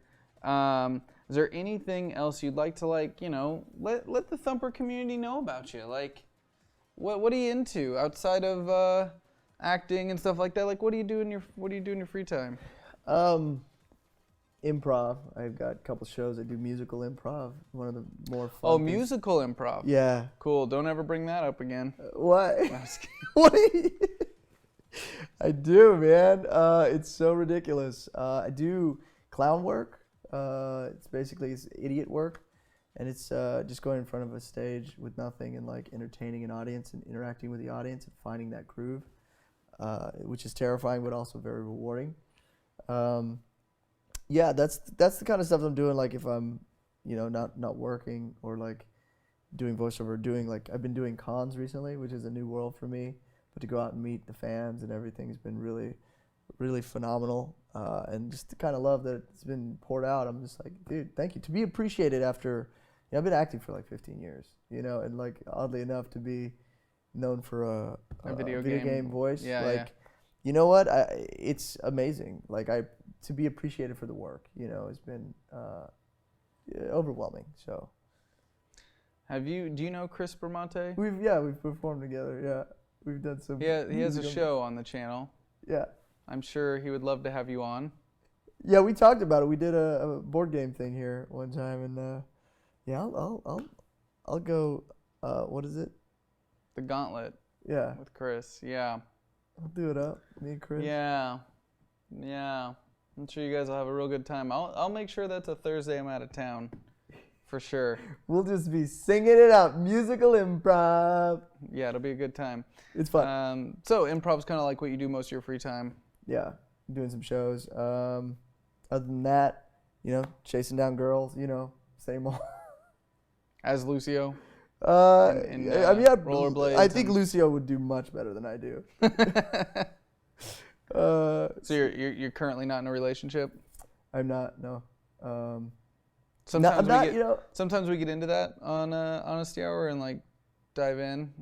I mean, it all depends on like the energy you're putting out. So you have pretty positive energy, so we're not getting too dark and deep. But there is that like part of me that's like, so positive energy. Can we squash it before the end of the show? Can we kill this baby? Can we break it down? Can we And I know I have my own issues to overcome because I find that enjoyable. But that's why I GM. Yeah, because you like to. Yeah. Take any hopes and dreams you build up and then destroy them. You know, deep down inside, like, you know, I've been through the gambit. So life to me is all what you make it, right? So I've been through some breakups. I've been through some things.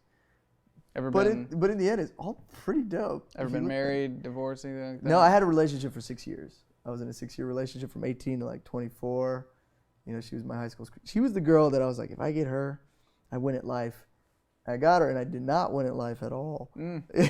But just found Funny out. how 18-year-old you would think that. Yeah.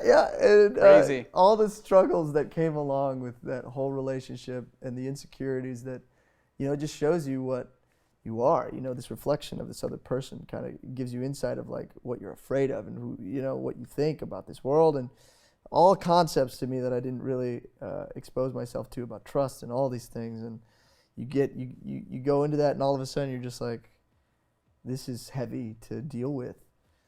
But after that, I was like, I'll never have another girlfriend again, and just play the field till I'm dead. And then a couple years later, like, oh fuck, I'm lonely. Which I rethink this plan. Yeah, I don't know where I'm at with it, and I think up to this point I've just kind of dated hard, but not fully given like, you know, I'm a full-on this is my girlfriend kind of thing. I don't know, but you know, I believe in you know, there's people out there that you gel with, and that might be something that happens in the future, because I have no idea. I'm not like, I'll never do this, even though I was like, I'll never have, like, who knows what'll happen. How many different relationships? So it sounds like you stayed with your mother through, well, like you said your stepdad, you lived in Germany. Like, how many times was your mom been with married, some, like, divorced? yeah, you know, she kept that all on the down low pretty much. Like, there was my dad, he pieced early on, like when I was 3 or so. And then from that age to about 7, I didn't know what she was doing or who she was dating. And then we had my stepdad, who came in for maybe a few years. I think when I was like 10. And then we went to Germany. And then after that, she had guys that she would like see, but I never really knew. I never knew what she was doing. I don't know who she was Kept seeing. it to herself? Yeah, pretty much. That nobody ever came around until I was older. She married another guy, hilarious human being. And then she got out of that pretty quick, and then got with some other guy she's been hanging out with since, you know. So, you know, my mom's been been through the gauntlet. Gotcha. Do you think that had any influence on Absolutely. you being afraid to commit? Like, yeah, well, part of it I think was my enmeshment issues with my mom, because my mom was single a lot of the time, so I felt bad like going out sometimes, like, you know what I mean? Like, there was like deep, like, feeling bad just living a life, because I knew my mom was just at home like by herself, you know? And so when I encounter that with another girl or something, like when I know that I'm gonna go do this thing and they're jealous or anything, I get that old like, leave me alone, like I gotta live my life, like, you know, like it's a very constricting moment where I'm just like, you need to leave, like go away, like don't restrict my freedom. And so it's caused a lot of issues in relationships, because that's not what they need. They just need time, attention, appreciation in that moment, you know, or just clarity of what's going to happen. And I'm just not very clear. I'm going to do whatever I want, okay? And you're just going to leave me alone, and that's it. That's how I talk. Yeah, especially in relationships. relationships, yeah. Yo, bro. Yeah, yo. So yeah, that's kind of like where I've been at with relationships. So I you know, I'm still, you know, going through lots of therapy, figuring out myself, and just realizing I'm creating all this, you know. It's crazy how like parents can fuck with you in that way when you become an adult. Are your parents still together? Or are they? They're still together. You know, there was definitely hard times for sure, but they also kept that in the down low. And as an adult, you start remembering back things and being like, oh shit, yeah, that one time, like mom said she was going to her sister's for a couple weeks. Like that probably wasn't normal. You know, Right. Start remembering things. You're like, yeah, oh, I remember getting kicked off the couch because dad came home drunk and he wasn't allowed in the bedroom. And yeah, like. Yeah. Those weren't normal. Yeah. But they're still together, and you know, and I've been married and divorced myself, so it was almost, that made that really weird, because they were still together, and like the amount of guilt they kind of put on me for, you know, not seeing you it know, through, yeah. And then supporting me when I explained everything, but still that original kind of like, you know, well, we worked it out, right, disappointment. In that sense, but it you know, it always cracks me up, like as you become an adult and you start realizing the similarities, you know, and you're just like, well, of course they're your parents, you know, it's like they raise you, you have the same genetics, but when you're younger, you're just like, no, fuck it, I'm my own person, I am me. I am so unique and so special and such an individual, and then I'm a spitting image of them and everything. Yeah, exactly, Like, exactly. oh. And I found that out. I'm the same way my mom is with close relationships. I'm like, oh man, ooh, I need to work through that. Yeah, right. Yeah, so It's interesting. I mean, there's certain things I think I was really, like fortunate to figure out young, of like certain tendencies that I know are there, that I see in myself that are similar to certain aspects that I don't want to replicate, and staying away from the triggers for those replications, right. like knowing like, ooh, I really didn't like that aspect about my father's personality, probably going to stay away from those things that create those situations, because I definitely have that in me, like recognizing those issues. Becoming highly aware, yeah. Yeah, for sure, dude. yeah. Just like, oh yeah, I got those problems. So it's interesting. But maybe you're more so aware than your father is about them. Oh, most definitely. You know what I mean? Yeah, yeah. Well, that's part of the issue. Like, I think my dad comes from a line of man's man, very tough man. You don't think about your emotions. You don't talk about your emotions. Right. You don't share those kinds of things. Those are uncomfortable and not something a man does, So they're definitely not things that he would ever. It would almost be weird for him to have a moment where he asked himself, "How do I feel?" Right. Interesting. Yeah, and I watched a documentary on that manliness and that macho like attitude, and how he's kind of detrimental and creates a lot of rage and a lot of like that aggressiveness in men, where if we just were a little bit more sensitive to the young boys and like let them talk about their emotions and things like that, maybe a lot of this repressed stuff would, be alleviated in some ways, and allow us to have less stress, less anger, less just as men. Yeah, machoism's a really interesting thing. I don't see the value of it anymore. I understand sometimes when like doing historical research and like things like that, like in a lot of biological creatures, there's certain traits that get passed down that, and certain other primates too, like certain biological things that, you're fighting inside you that are like, macho kind of thing, but how useless they are in many ways, in many different cultures, not all, around the world, not all for sure. And not all environments, you still see a lot of it. It's interesting to watch. It's always interesting to watch how poverty starts breaking those things down, and those biological impulses and things like that, because it is such a more primal way of living to survive, because you're surviving. And like when you're surviving, those traits. Primal urges and those traits come out. But in many ways, as Americans, with the comfortabilities of living that we have, like they're fairly useless traits. Like for the most part, like machoism, just causing more problems. Super worthless, basically.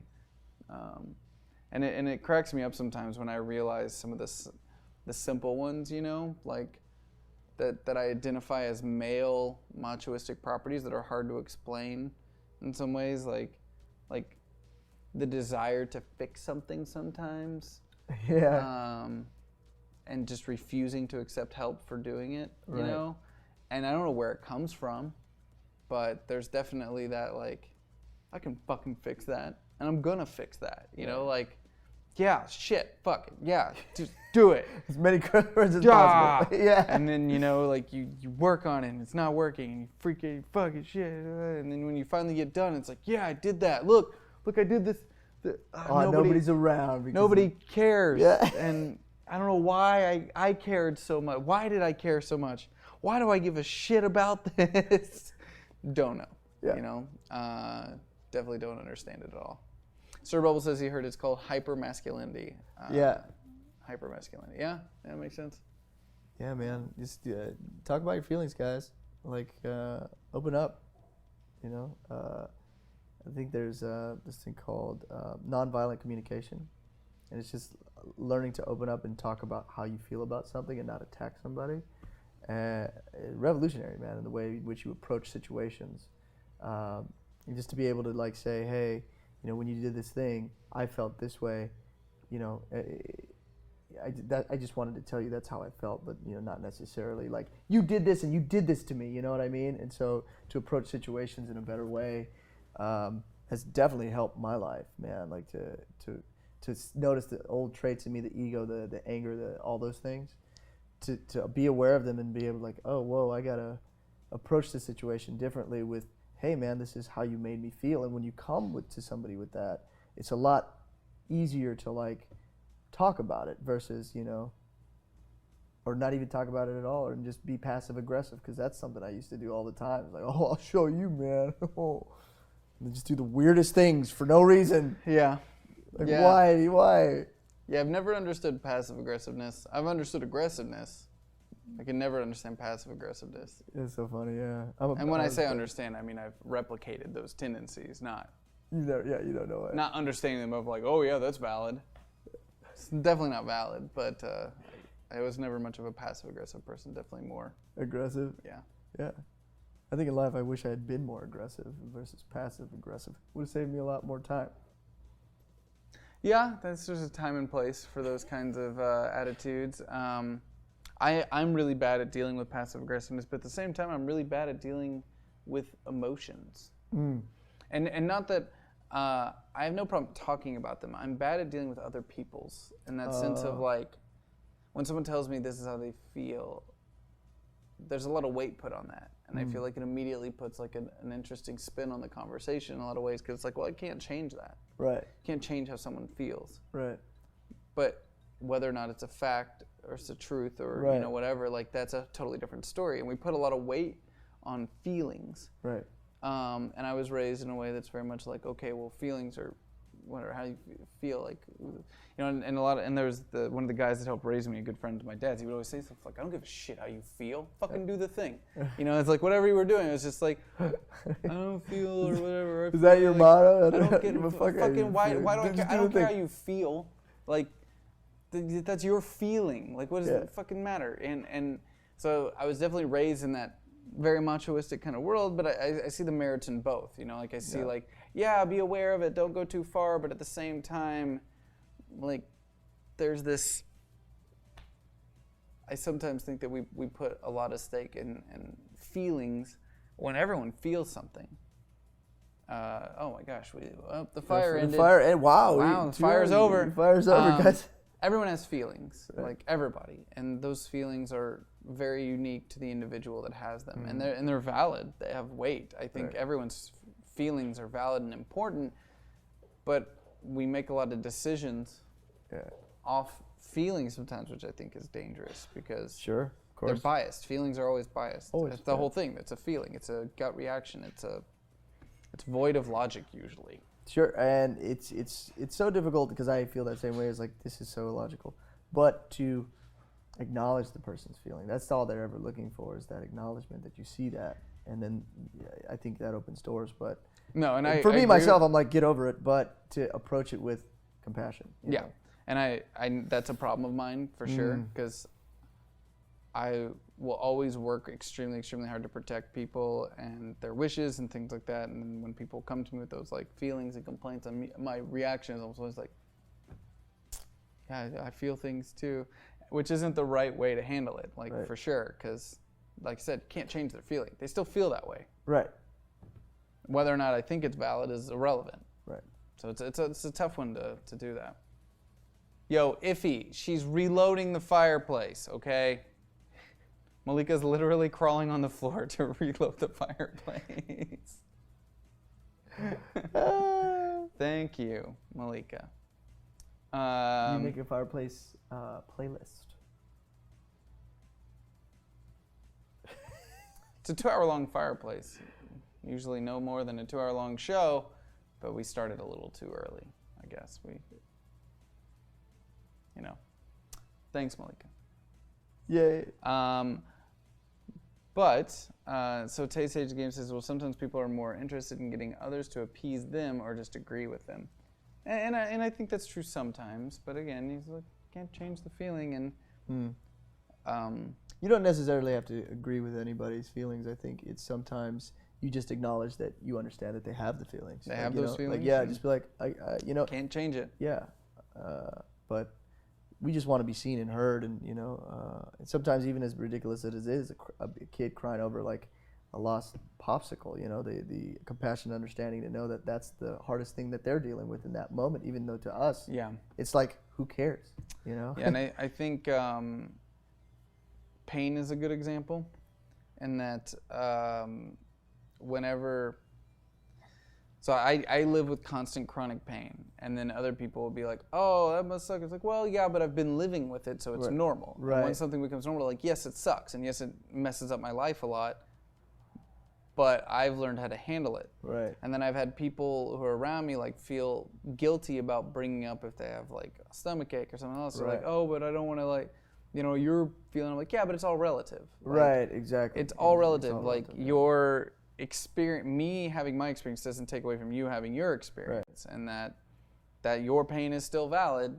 It doesn't mean that you just feel great all of a sudden. It's like whatever you're feeling, me feeling what I feel doesn't negate how you take that feeling. So I have to remember that sometimes when I'm dealing with other people's emotions. Yeah. Because I treat it differently for some reason, but like with pain, it's like, I get it. It's like, it's relevant to your experience, and emotions are no different. It's you feel that way. That's relevant because that's how you're experiencing it. Right. I may not agree with it, but that's just the way it is. Yeah. Somebody who, you could attribute to this. Somebody who reset that chat room. Yeah. Somebody who's been, close to their mother. Who loses their mother, and then somebody who wasn't close with their family at all but loved their dog so much, like those can be equal. Like, I mean, in some ways the experience is like just as very painful, similar. Very painful. Yeah. And so to understand that and like know that like everybody's relative, yeah, man, it's getting real, guys. It usually does, but we're actually gonna have to end this pretty soon. I do believe that we have. We do have like 2 more. I think there's 2 sub dances. I think there were 2 subscribers. Oh wow! I think so. Is that it? We had 2 subscribers. We didn't make it. We didn't make it to the. We didn't make it. We're 5 away. We're 5 away. Okay. I think we had 2 new subs come in. I think. So and I have to, like I said, I gotta get on a flight at like 5 a.m. I'm pretty beat. Fly. Done it way too much this month. Like a couple times a week. 3 new subs, they said. Oh, we had 3. So be it. But yeah, it's been nuts. March has been a really interesting month for us. Yeah? Yeah. It's gonna. As it stands right now, I've been on a plane more than 2 days a week for the last 3 weeks. Oh, geez. So it's just getting tired. But that being said, I'm amazed that I haven't gotten sick, because my immune system is shit. Really? I have a shit immune system, and somehow I haven't got sick yet after all these cons back and forth. I don't know what the fuck's going on. Oh, especially with I don't know what's going on, but cool, great, good times. Stay alive. Yes. Yes, I'm heading back up to Seattle tomorrow for the premiere of Acquisitions Inc. It's going to be a real good time. It's going to be really exciting. And then after Acquisitions Inc., we're going to be kicking it right back down here for the Gauntlet. So you guys should all be super hyped for that. It's going to be a really, really big day for the channel. I'm super pumped. And then next week at this time, you will be watching Vanquished Season 2. And I'm super pumped. Yeah. I know what I have planned for you guys. You don't have a fucking clue. 0 clues. And it's going to be a good time. It's going to be a good time. We're working really closely with Valiant this year on the show. Last year, we worked with them loosely. But, yes, Iffy, it's always been next week. Don't you fuck with me, Iffy. Don't you fuck with me, Iffy. It has always been next week. Don't fuck with me, Iffy. Read your goddamn emails. I even know that. God damn it. He's a cutie. He's a cutie. Even he's a cutie. It's going to make me throw a fucking chair at that camera. God damn it. But yeah, Vanquished Season 2 is going to be really exciting. And we're working extremely close with Valiant on all of this, to the point that I'm actually getting to talk with them about story development and building up to a really big comic event. It's going to be a good time. So See you tomorrow, Effie. Johnny, I want to thank you, man, for coming out, answering questions, Dude, happy chilling, to be here. It's gonna and be you'll be exciting. here every Wednesday. It's gonna be intense. I'm excited. So, all right, that's pretty much it. Where can people find you online? At Jonny Cruz, JONNYCRUZZZ. That's Twitter, Instagram, and Facebook. So easy enough. Sweet. Make sure you check Johnny out on the socials and stick around because we're about to dance.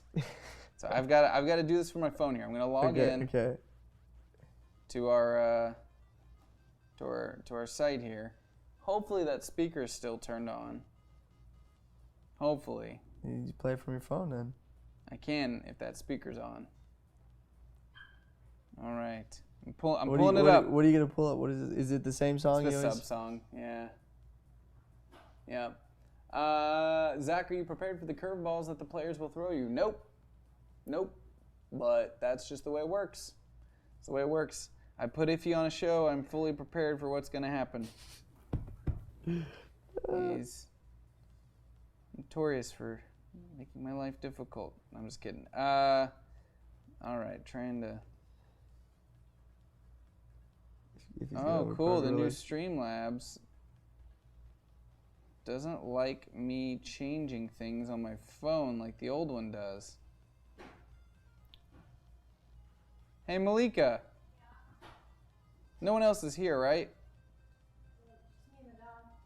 Oh, I got to change. Oh, it finally worked a little bit. Oh, it works. No, I think I got it. I think I got it.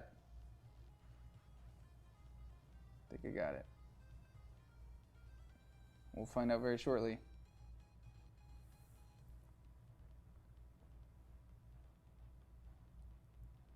Come on. Vanquished starts at 6 p.m. What's that? No, I'm just reading the comments. If he tries to make your life Alien Internet. if he tries to make your life difficult, Zach, just remind him it's not too late to take a mulligan. Subscriber. I saw it pop up on the screen. They might be hearing it right now, but that speaker's probably not turned on. Son of a... Is that a Sonic Blaster? Is that what that gun is? It's not even plugged in, Lucas. Damn it.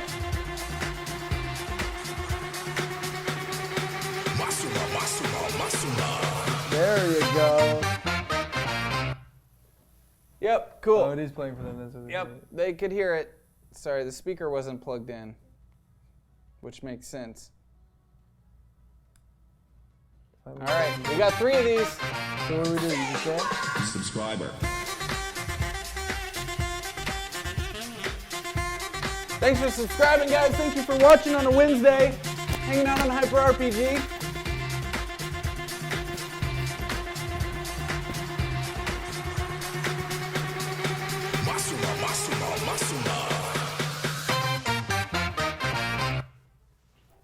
We have 2 more of those. Do we have to do it again? Yeah. Oh, okay. 2 more. Subscriber.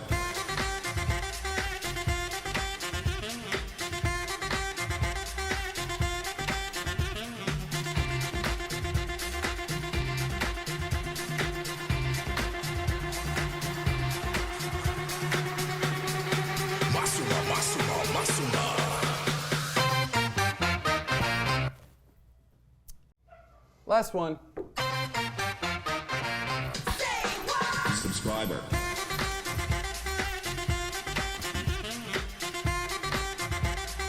What are you doing? No, you got it. No, this. No, you you do got it. it. You're good. You're good. You're good. This is a professional studio. This is a professional studio. Professional. Guys, thank you for tuning in on a Wednesday. I'm going to, we're going to kick it over to one of our friends, one of our fellow individuals who is live right now. Let's see who's up and running right now. Who's up and running? We're going to be rating. What do we got here? What do we got? Pete on Twitch stream flagged.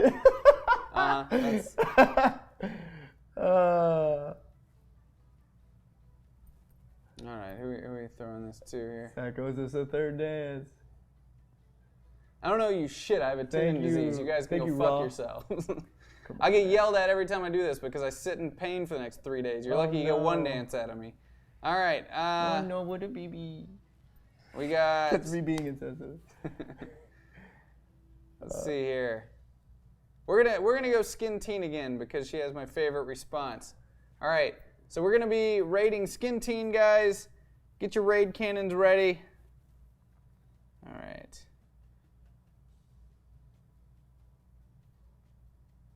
All right, she's playing Neo. All right, you guys ready?